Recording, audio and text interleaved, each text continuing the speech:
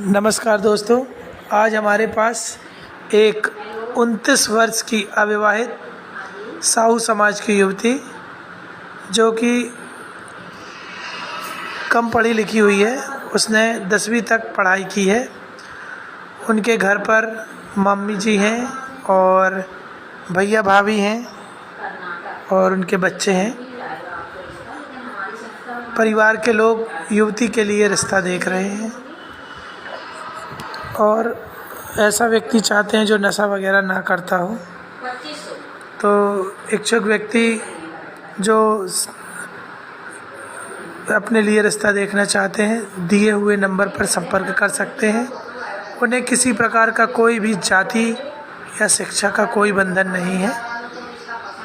धन्यवाद। दिए हुए नंबर पर संपर्क करें।